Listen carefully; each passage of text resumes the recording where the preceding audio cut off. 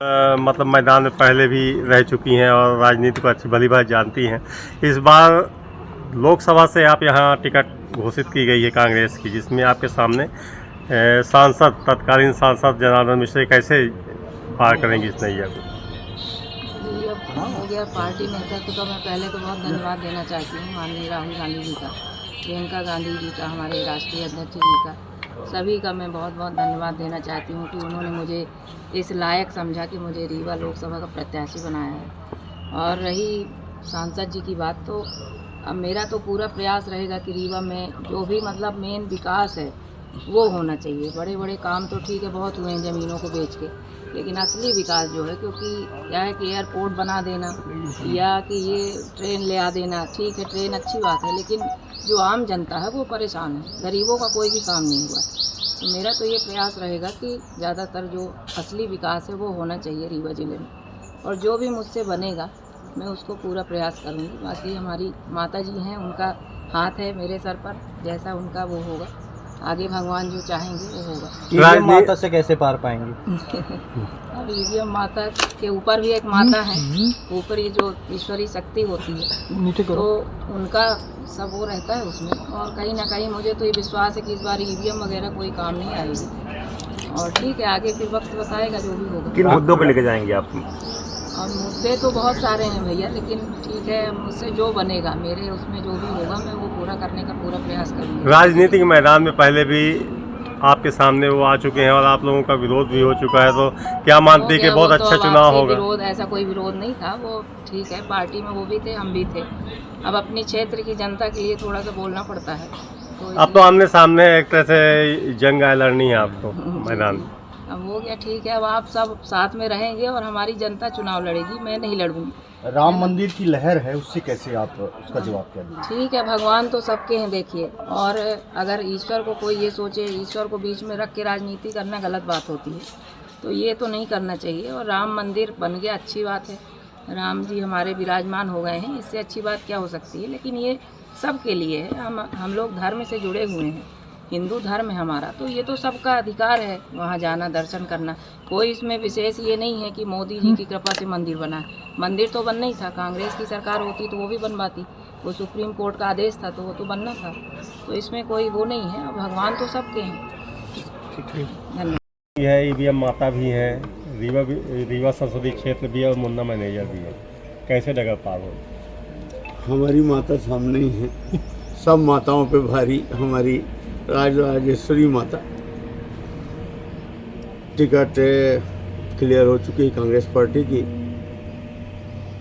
भारत को वर्तमान में जो परिस्थितियां हैं, रसिया बना के रख दिया गया है। जैसे रूस में, चाइना में, ज़्यादातर रूस में पुतिन की सरकार में जो विरोध में बोल दे, कोई 40 साल से जेल में बंद है, कोई 20 साल से बंद है, किसी पे को फांसी दी जा रही है, किसी पे हत्या हो रही है, वो वातावरण लगभग देश पे आके इस कगार पर आकर देश खड़ा हुआ है। मैं तो स्थानीय मुद्दे पर चुनाव लड़ूंगा। 10 वर्ष से रीवा की जनता की कोई भूमिका केंद्र सरकार में नहीं।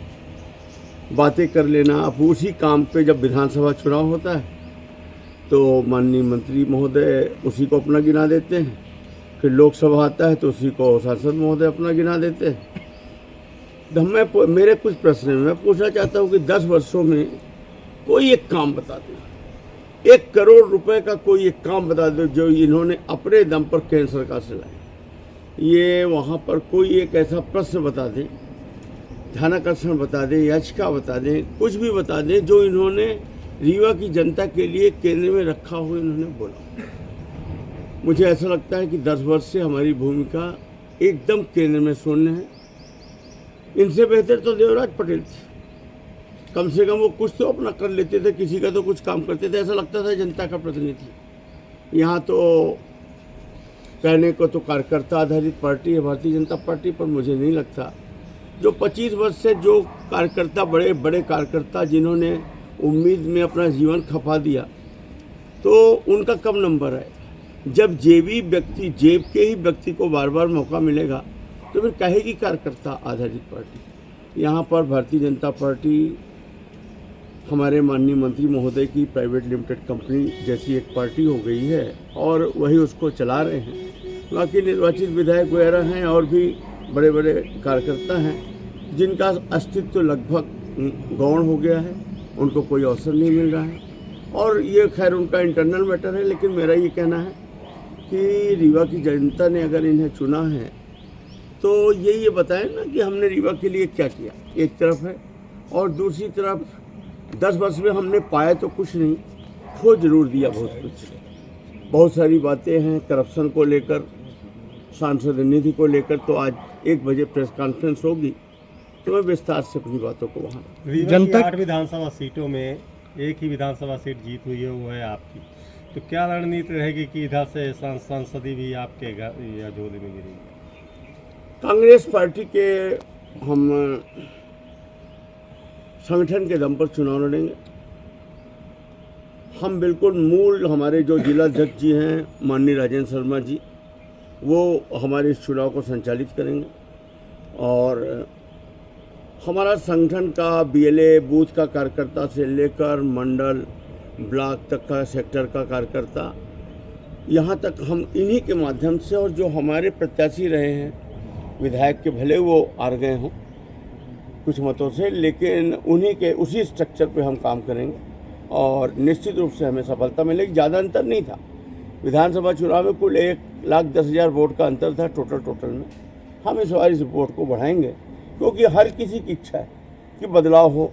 वर्तमान सांसद जी को कोई भी वोट नहीं देना चाहे। हाँ, अगर ये टिकट बदल दिए होते, कोई नए प्रत्याशी को होते, तो लोगों का वो गुस्सा कम हो जाता और जो इनके ऊपर भ्रष्टाचार के आरोप है उससे भी ये बच निकलते कि भाई उनको बदल दिया। पर आज ये घिर चुके हैं और हाँ, हमारा जो कांग्रेस का संगठन है और हमारे सभी नेता हैं, सब मिलकर हम लोग चुनाव जीत वो बहुत उत्साहित थे, चुनाव टिकट घोषित होते हुए कुकी मार रहे थे। तो क्या मानते हैं कि उनको भी लगता है कि वो जीतेंगे?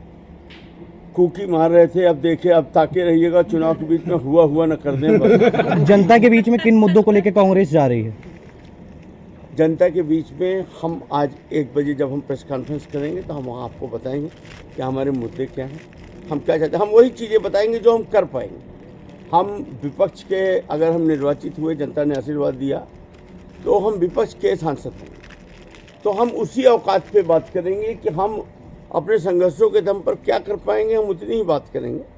और वो हम आपके सामने विस्तृत विवरण अपने जिला अध्यक्ष जी के कार्यालय में, कांग्रेस पार्टी कार्यालय में, जब प्रेस कॉन्फ्रेंस होगी उसमें हम आपको। टिकट घोषणा में इतनी